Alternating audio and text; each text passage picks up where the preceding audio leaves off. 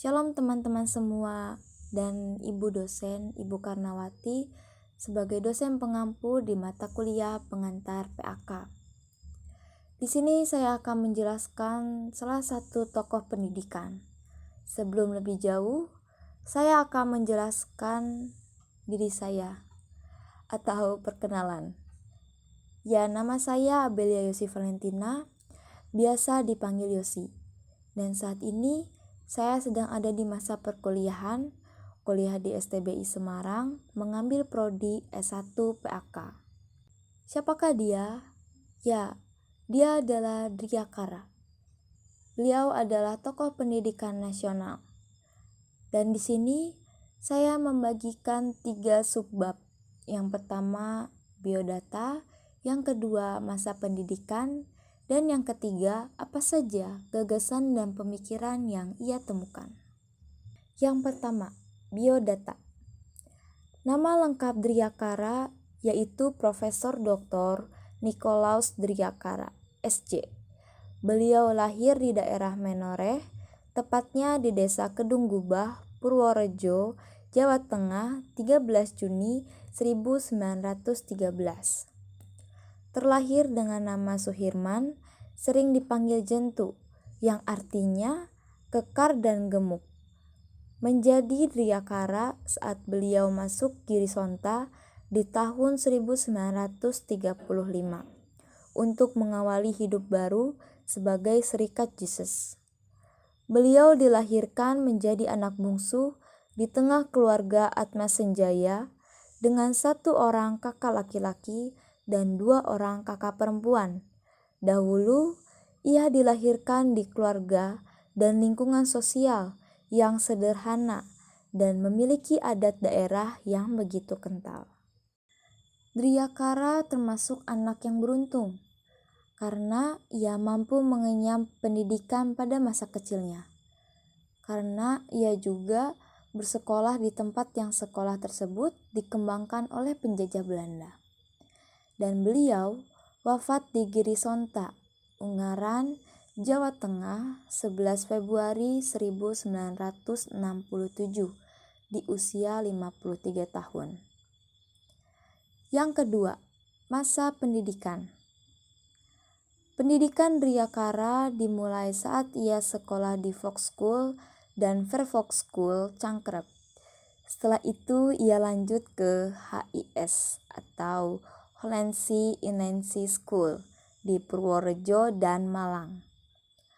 Tahun 1929, Driyakara masuk ke seminari menengah, di mana sekolah ini sekolah menengah khusus untuk calon imam Katolik, semacam SMP dan SMA, dengan program Humaniora Gymnasium di negeri Belanda. Dan masa pendidikan itulah yang menjadi awal perjalanan Driyakara untuk menjadi pelayan Tuhan dengan berkarir sebagai seorang pastor. Selama 2 tahun Driyakara mengikuti sekolah asketika atau kehidupan rohani. 1 tahun mempelajari pengetahuan akan humaniora dengan belajar sejarah, kebudayaan timur dan barat, serta bahasa Latin dan Yunani kuno. Waktu pendidikan yang beliau setelah lulus seminari dari tahun 1925 sampai 1941. Di tahun 1942, Driyakara belajar teologi di Kolose Muntilan. Namun, proses pembelajaran hanya berjalan 1 tahun. Karena pada bulan Juli 1943, Kolose Muntilan ditutup oleh tentara Jepang. Dan tahun 1947, beliau menjadi seorang dosen filsafat di Seminari Tinggi Yogyakarta. Dan akhirnya, selama belajar sendiri, pada tanggal 6 Januari 1947, beliau ditabiskan menjadi seorang imam Katolik. Tanggal 24 Juli 1947, Driyakara diutus pergi ke Belanda untuk menyelesaikan studi teologinya di Maastricht.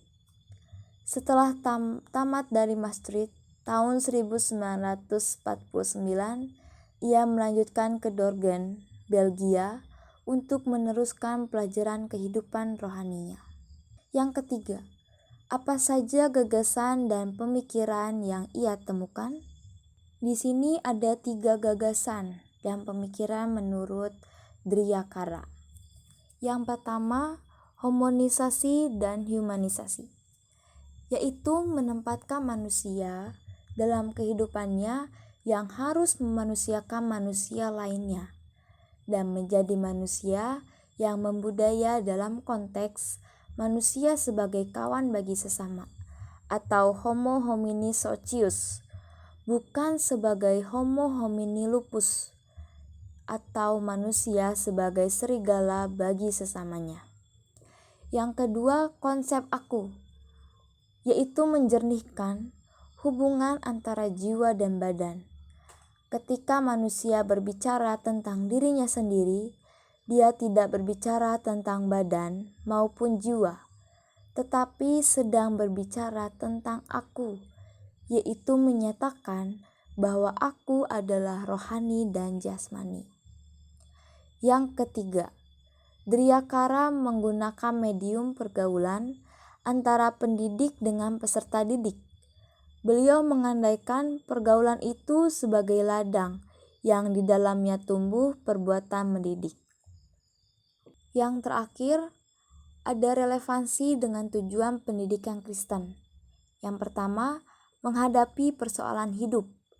Dengan pemikiran Driyakara pada homonisasi dan humanisasi, di mana memanusiakan manusia, seperti pada Matius pasal 22 ayat 39.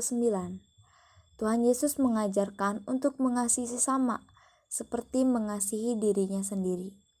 Driyakara memanusiakan manusia dalam bidang pendidikan, seni budaya, dan kesenian.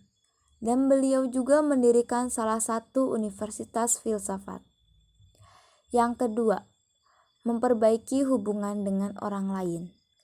Driyakara pernah menjadi seorang pembela dalam hak mahasiswa dan pelajar untuk melakukan penyampaian aspirasi melalui demonstrasi pada tahun 1966. Seperti dalam Roma pasal 8 ayat 28, meyakinkan bahwa Allah turut bekerja dalam sesuatu untuk mendatangkan kebaikan. Itu saja yang bisa saya jelaskan kepada teman-teman semua dan kepada ibu dosen. Biarlah materi ini bisa memberkati kita semua. Terima kasih, Tuhan Yesus memberkati.